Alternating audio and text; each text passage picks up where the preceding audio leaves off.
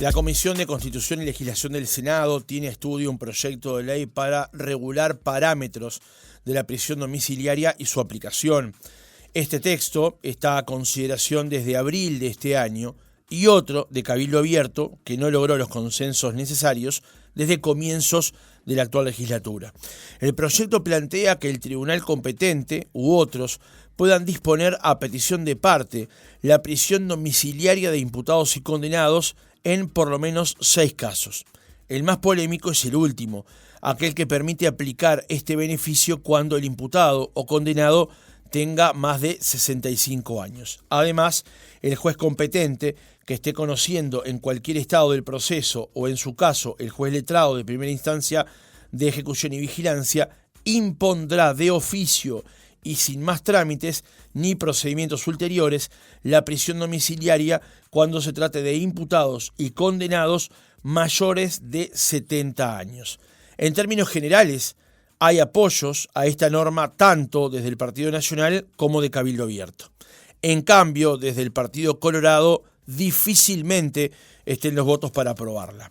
¿Por qué es necesaria esta legislación? Lo conversamos en nuestra entrevista central con Carmen Aciaín, senadora del Partido Nacional, redactora de esta norma a estudio del Senado. Senadora Aciaín, buenos días, ¿cómo le va? Gracias por atendernos. Buenos días, un gusto estar en Radio Oriental. El gusto es nuestro. En primer lugar, senadora, a principios de esta legislatura, Cabildo Abierto presentó un proyecto de ley que orientaba justamente a regular la prisión domiciliaria para personas mayores de 65 años. Ese proyecto, naufragó de alguna manera, digamos, en el Senado. ¿Cuál era su opinión con respecto a ese proyecto cuando lo conoció? Bien, a mí me parecía que no cumplía con algo que es un principio que debe cumplir toda ley, que es que tiene que ser general y abstracta, es decir, establecer determinados parámetros para determinadas situaciones, pero sin mirar a quién cae, en quién cae. Y ese proyecto parecía ser hecho a la medida, con nombre y apellido, para favorecer a determinadas personas. Eso no nos gustaba ni desde el punto de vista político, ni tampoco como desde el punto de vista jurídico, es decir, que fallaba en esto de que la ley tenía que ser general y abstracta. Ese proyecto presentado por usted en abril de este año contempla justamente esos errores que usted entiende contenía el proyecto anterior. Bueno, por lo menos parte de esa base, parte desde el comienzo, desde su disparador, es tratar de ser una regulación general y abstracta en un área que, como han dicho las cátedras de Derecho Procesal y Penal, y también el comisionado parlamentario para el sistema carcelario en alguna alusión, le faltaba una regulación integral, es decir, estaba previsto para algunas circunstancias la prisión domiciliaria como parte de las medidas cautelares, es decir, a ver, hay que distinguir, ¿no? Cuando una persona es acusada y mientras se está haciendo el juicio en su contra, que todavía no hay una sentencia, no podemos hablar de un condenado, puede el juez disponer la prisión preventiva para evitar que se fugue, para evitar que se pierda la prueba, o cuando es muy peligrosa la persona por antecedentes o demás. Esa es la prisión preventiva. Y luego puede ser la prisión en la celda, como cumplimiento de la condena. Bueno, en nuestro derecho lo vigente es que está prevista la prisión domiciliaria, es decir, la misma reclusión, pero en vez de ser en la cárcel, en domicilio, está previsto solo para el caso de prisión preventiva, es decir, cuando es medida cautelar. Y por extensión se puede trasladar al cumplimiento de la pena, pero no tiene una regulación integral. Y a nuestro juicio la regulación era bastante deficiente y causaba injusticias. Entonces nuestro propósito fue pararnos en la mente del legislador que no legisla para esta situación concreta, para este momento histórico, presos de Domingo Arena, que tiene una vocación de permanencia a la legislación, de en el futuro no están más estas personas. Bueno, ¿cuándo sería justo, conveniente prever una medida alternativa a la prisión en la cárcel? En ese punto de partida fue en el que pretendimos colocarnos. ¿En qué situación? Tratar de identificar, bueno, qué situaciones de especial vulnerabilidad harían que se pudiera conceder en estos casos la prisión, pero cumplida en el domicilio de la persona. Uh-huh. Justamente el artículo primero del proyecto de ley que ustedes plantean señala: el tribunal competente que esté conociendo en cualquier estado del proceso o en su caso el juez letrado de primera instancia de ejecución y vigilancia podrá disponer a petición de parte la prisión domiciliaria de imputados y condenados cuando se verifique alguno de los siguientes supuestos. Y allí hay 6 que están contenidos del numeral A al F, justamente ampliando de alguna manera la visión o los casos contemplados en el proyecto anterior, ¿no? Sí, y en la legislación vigente. Los casos que identificamos, algunos son evidentes y algunos ya estaban en la legislación, pero no los vamos a omitir. Causas muy especiales de salud, discapacidad incompatible con la vida en la cárcel. Respecto a la situación de la mujer, sí cambia bastante nuestro proyecto la situación actual, porque está contemplada el embarazo, está contemplada la lactancia sin límite. Mientras haya lactancia activa será una circunstancia que el juez podrá tener en cuenta para disponer la prisión domiciliaria, pero también el caso de madres con hijos menores de 5 años a su cargo, que se puede extender a 10 años, en el caso de que no tuviera ese menor otra persona que se hiciera cargo de él o tuviera algún problema de discapacidad.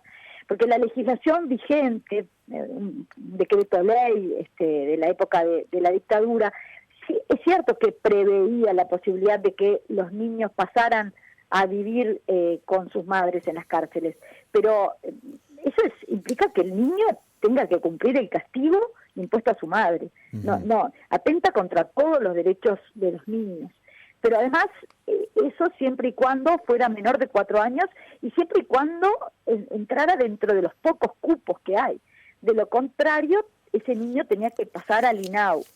Y bueno, a nosotros nos pareció que además fue relevado eso por el comisionado parlamentario para el sistema carcelario en un informe que hizo sobre las mujeres privadas de libertad, en el que él instaba a buscar alternativas. Bueno, a nosotros eso fue lo que más nos sensibilizó, para que también teniendo en cuenta que estadísticamente las mujeres son menos reincidentes, tienen menos índice de peligrosidad, bueno, que pudieran, a juicio del juez y siempre que obraran informes de peritos a favor, pudieran cumplir con la pena en sus domicilios. Sí.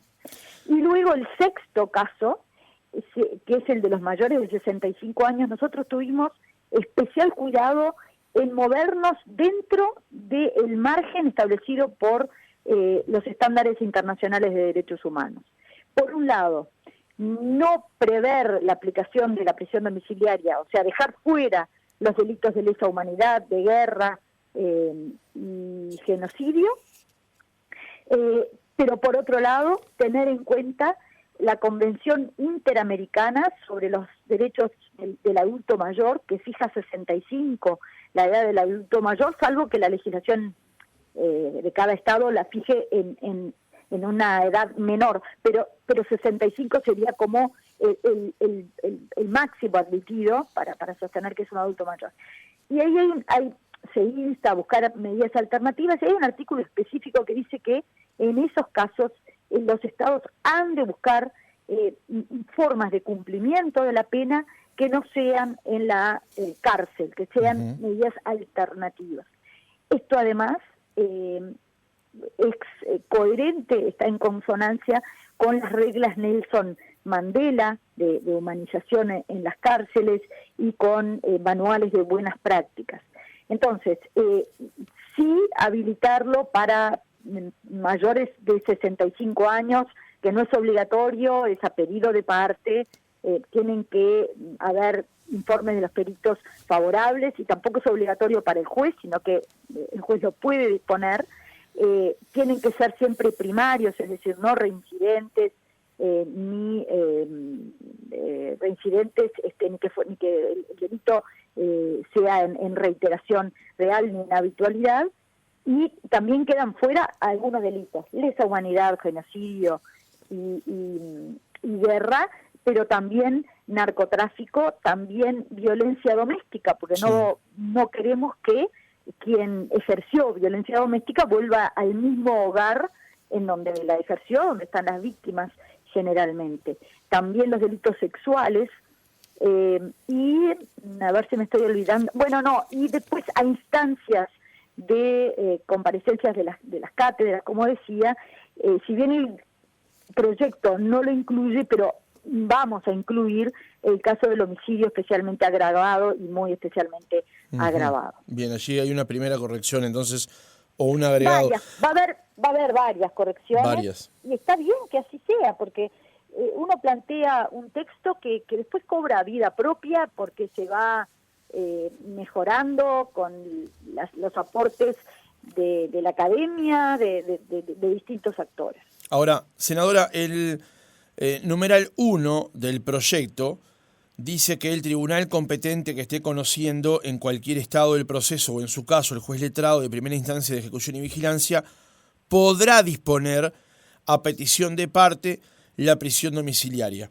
Ahora, el numeral 2 dice el juez competente que esté conociendo en cualquier estado del proceso, o en su caso el juez letrado de primera instancia de ejecución y vigilancia, impondrá de oficio y sin más trámites ni procedimientos ulteriores la prisión domiciliaria cuando se trate de imputados o condenados mayores de 70 años.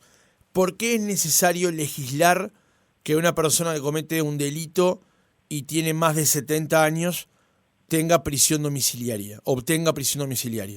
Bien, primero una precisión, y es que ese artículo también va a ser objeto de alguna modificación, porque como bien primero surgió de un colega tuyo, un periodista que me decía, bueno, pero si mi vecino de 72 años resuelve cometer un asesinato, un homicidio, ¿no?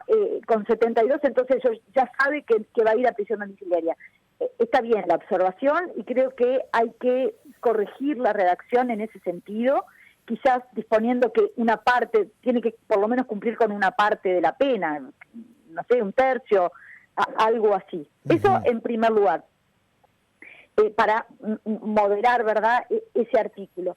Pero por otro lado estamos hablando ya de la tercera edad y, como decían el profesor Germán Aller, destacado catedrático de Derecho Penal, decía, en situación de cárcel, un individuo de 50 años ya es un anciano por las condiciones que tiene esa reclusión.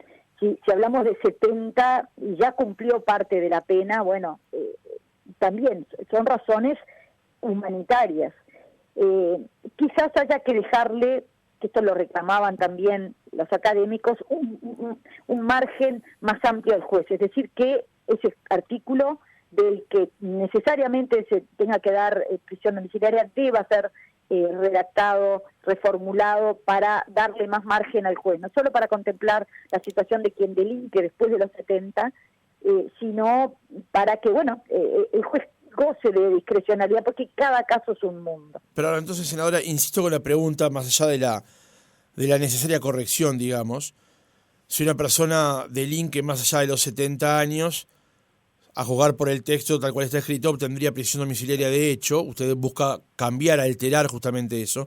La pregunta es, ¿por qué es necesario legislar para que personas mayores de 70 años, en caso de cometer un delito, puedan obtener el beneficio, porque en los hechos es eso, de la prisión domiciliaria?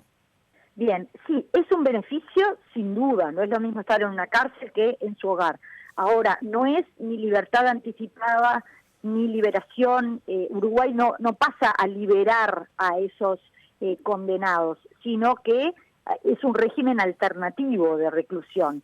que está sujeto a tobillera, a vigilancia, hasta a caución, si el juez así lo estima pertinente. Y en ese sentido va a ser mucho más estricto que la prisión domiciliaria que existe hoy, porque sabemos que algunas de las personas que fueron condenados por crímenes durante la dictadura se los veía en la calle saliendo en salidas, así que que estaban en violación de la prisión domiciliaria.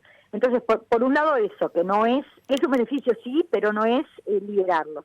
Por otro lado, nuestra Constitución concibe a las penas, a la prisión, como un modo de rehabilitación de la persona, de reeducación. Nosotros no tenemos cadena perpetua ni pena de muerte, porque nuestra Constitución parte de la base de que el ser humano es redimible, que es posible su rescate. Y por eso se establece en la Constitución que las cárceles en ningún momento servirán para la mortificación y sí para la reeducación. Bien, si estamos hablando de una persona de más de 70 años, esa reinserción, esa reeducación, y bueno, es menos probable, con lo cual desaparece ese motivo o esa justificación de la reeducación en la cárcel. Y si la persona está recluida de verdad, ya no reviste una peligrosidad para la sociedad, porque aseguramos que quede en su domicilio, bueno, estaría cumplida el otro aspecto, que es proteger a la sociedad de la eventual peligrosidad de ese delincuente. Y también la función de lo ejemplarizante de la pena también, porque está cumpliendo una pena, no tiene su libertad total. En fin, varias de los motivos que confluyen. Sí, pero de todas maneras están por el camino de incluir la corrección de que si una persona comete un delito más allá de los 70 años, de todas maneras reciba algo de prisión en una cárcel común y corriente, digamos. Acá donde se me genera, por lo menos me llama la atención el hecho de que pueda recibir una parte de la pena, aun cuando, como usted dice, no se va a rehabilitar por tener más de 70 años, pero de todas maneras igual la va a recibir. En el otro caso, si lo cometiera cuando cumple 69 y luego automáticamente al cumplir 70 la pena la pasa a prestar en el domicilio, ¿cómo se entiende eso?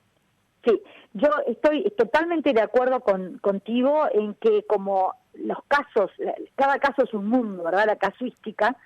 Yo creo que lo mejor es no establecer ahí, como está escrito en la propuesta, una cosa a rajatabla, sino darle mayor discrecionalidad al juez. Es el juez el que está mirando el caso concreto y que va a decir, esta persona con 69 años y medio cometió este delito. A ver, ¿qué es el delito? El delito es, en fin, de daño, el delito es de hurto, el delito es un asesinato especialmente agravado. Va a ser muy diferente el criterio para la respuesta penal.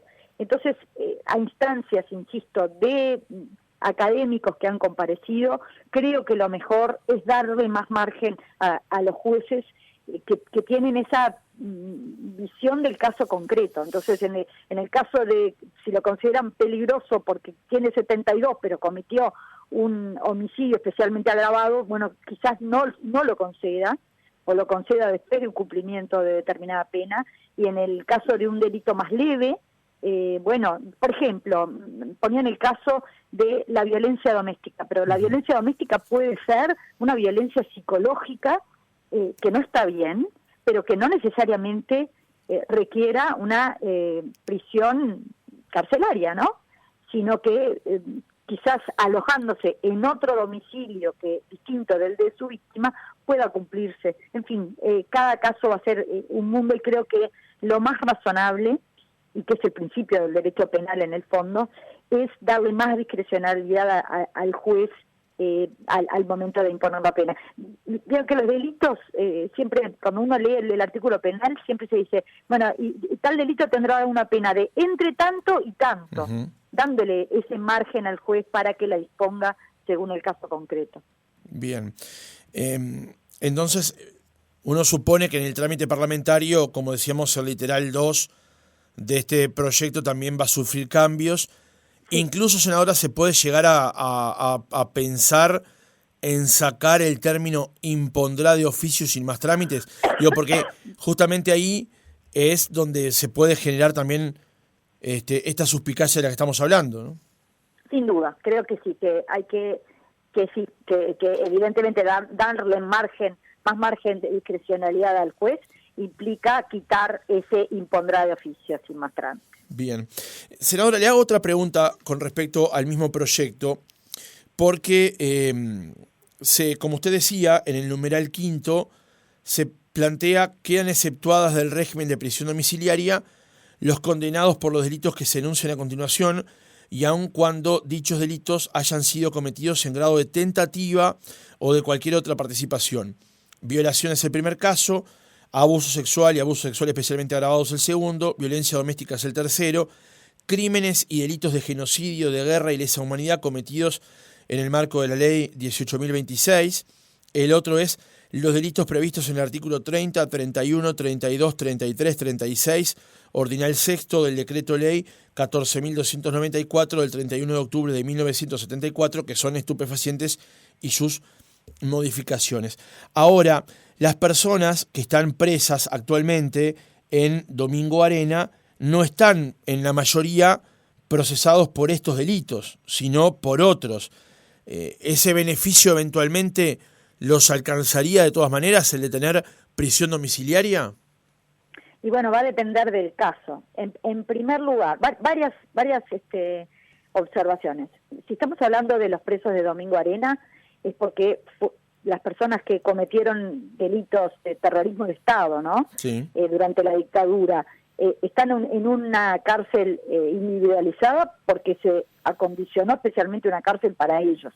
De lo contrario, tendríamos que hablar de gente que está dispersa en todo el sistema carcelario, ¿no? Gobiernos anteriores acondicionaron una instalación carcelaria específica para ellos, que como dijeron algunas de las víctimas del terrorismo de Estado y familiares desaparecidos en comparecencias en la Comisión de Constitución, es una cárcel VIP. Eso en primer lugar. Nosotros no nos hacemos cargo de eso, que ya viene dado. En segundo lugar, fueron condenados por un juez que tipificó un delito. Sí. Nosotros por ley no le vamos a enmendar la plana al juez. Si el juez no tipificó delito de lesa humanidad, bueno, nosotros por ley no podríamos alterar esa sentencia. Nosotros nos atenemos a los márgenes establecidos por los estándares internacionales de derechos humanos. Es decir, por un lado, como dije, tener una especial consideración para el adulto mayor, por otro lado, que delitos que son considerados de guerra, genocidio, lesa humanidad, pero que dentro de lesa humanidad entra tortura, secuestro, trata de personas, una cantidad de delitos, más un concepto, bueno, que tampoco gocen de eso. Ahora, nosotros, si el juez no tipificó como delito de lesa humanidad, ¿cómo vamos a incluirlos? Le caerá a quien le caiga, y en esto insisto que la ley tiene que ser general y abstracta. No puede mirar, bueno, no, pero como le cae, como tal fulanito de tal sería perjudicado, se vería beneficiado, voy a torcer la letra de la ley para que no lo sea.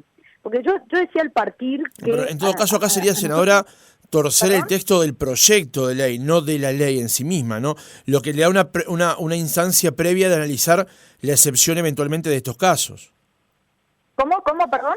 Claro, que usted lo que planteaba es no torcer el texto de la ley, pero aquí lo que se puede eventualmente es analizar el texto de un proyecto de ley que eventualmente, por la aplicación luego del mismo, podría generar un beneficio para estas personas. Bien, entonces, a mí me parece tan discriminatorio hacer un proyecto de ley para que se beneficien determinadas personas, como creo que era el proyecto original de Cabildo, como en un proyecto de ley torcer la letra para que no se vayan a beneficiar quienes en una mirada general y abstracta se verían beneficiados. es un poco lo que propuso, se lo escuché o leí la propuesta de Adrián Peña, los Ciudadanos. Si se estableciera una cláusula que excluyera del beneficio a determinadas personas que cometieron delitos durante la dictadura. Pero eso también es legislar con nombre y apellido. Entonces, ¿y por qué? Es decir, si nosotros partimos de la base de que esto sería lo justo, en una mirada de lo que es justo sin mirar a quién le cae, no deberíamos ni hacer una cláusula para excluir a los posibles beneficiarios, ni hacer algo a medida para beneficiar a determinadas personas, como estaba previsto en el proyecto de Cabildo. A mí me parece que ahí estamos incumpliendo en la principal función que tiene el legislador, que es hacer leyes generales y abstractas.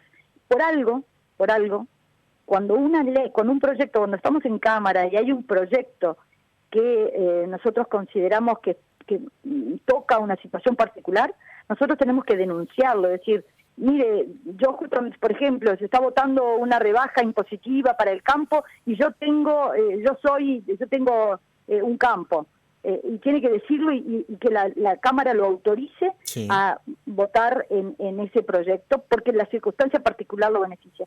Bueno, eso da un poco la pauta de cómo tiene que ser cómo debería ser la cabeza del legislador. Y me parece que estamos que estamos fallando cuando nos estamos fijando en a ver a quién va a beneficiar y a quién va a perjudicar y proponiendo cambiar el texto para que no vaya a beneficiar a alguien o para que vaya a beneficiarlo. Me parece que ahí estamos fallando en nuestra labor de legisladores. Ahora se lo presento de otra manera, senadora. Hoy por hoy, esas personas, esos represores están en Domingo Arena, detenidos justamente por la comisión de ciertos delitos. Hoy, sin este instrumento que está a discusión del Parlamento, van a seguir detenidos en una cárcel. Si el proyecto se aprobase tal cual está escrito, obtendrían un beneficio. Esa es otra manera alternativa de mirar lo mismo, ¿no?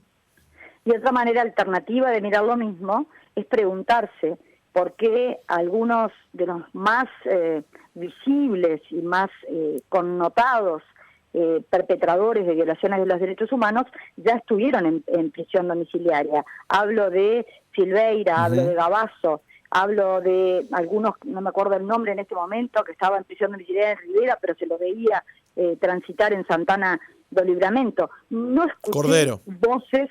Manuel Cordero. Bueno, no escuché voces ni reclamando ni escandalizadas por esas medidas que fueran dispuestas por un juez. En el fondo, en este caso, al final del día, todo va a ser dispuesto por un juez y en base al caso concreto. Me citaban un caso, un condenado por esos crímenes, cuya esposa tenía Alzheimer y él la cuidaba en su domicilio. Como resultado de la condena y del pasaje de él a la cárcel, a la señora hubo que ponerla en un residencial. Y se preguntaba este abogado, me decía, pero y en ese caso, quizás el juez, si hubiera tenido el margen, hubiera dispuesto a la prisión domiciliaria, porque esa persona, ese condenado, estaría cumpliendo una función que beneficiaría a su esposa, que nada tiene que ver con el caso. Bueno, es discutible, pero hay tantas, por eso el margen al juez, porque tampoco se impone. No es que automáticamente a todas las personas de Domingo Arena se les está dando prisión domiciliaria, porque no, siempre es el juez podrá, previos informes, previa vista del Ministerio Público y previo su propio criterio.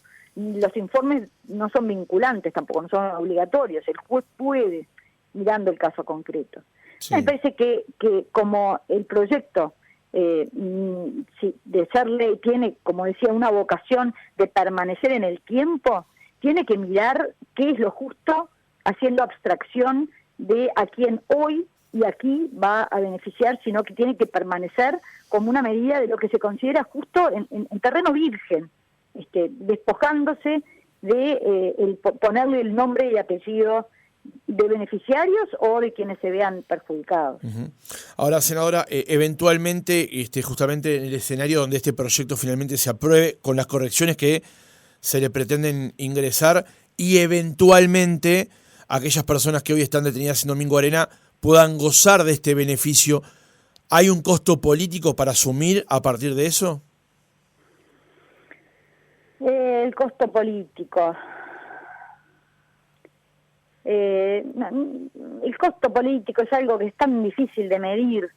Yo creo que este gobierno ha dado muestras de optar más por lo que debe ser, por aquello en lo que se está convencido de que es lo justo, y no medir el costo político. Esa se dio en la discusión sobre la ley de urgente consideración, se dio en la discusión sobre la reforma de la seguridad social y en alguna otra instancia.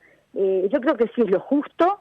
El gobernante tiene que mirar, porque si no sería una suerte de populismo, de demagogia, estar mirando a ver con el pulso, a ver qué es lo que lleva más o menos votos, en vez de cumplir con el rol que nos compete como gobernantes, que es procurar el bien común, según el entender, ¿no? Y representando a la mayoría.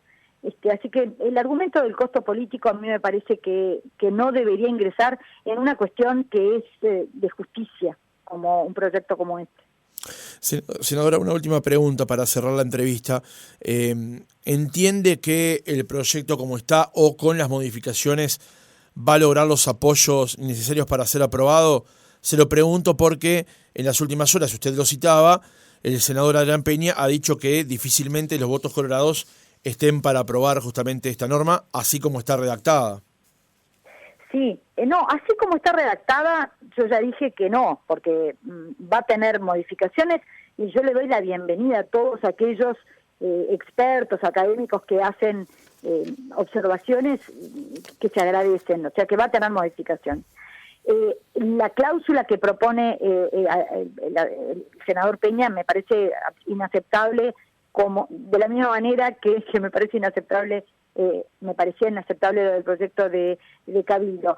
Y también respecto a lo que dijo el senador Peña por Ciudadanos, también hubo voces del Partido Colorado que dijeron, ojo, que Peña no puede hablar en nombre de todo el Partido Colorado, y otras facciones del Partido Colorado sí apoyarían. Ahora, evidentemente que si no están todas las voluntades, tiene muchas menos chances de ser aprobado. Eso es así, y son las reglas de la democracia. Pero usted entiende que es un proyecto justo y que debería ser aprobado, que no debería tener inconvenientes eventualmente, su opinión por lo menos. Bueno, con todas esas modificaciones que referí, creo que sería un proyecto justo que ha recibido el espaldarazo de la academia en sus representantes más calificados, sí. Carmen Aciaín, senadora del Partido Nacional, gracias por haber estado otra mañana con nosotros. Bueno, un gusto.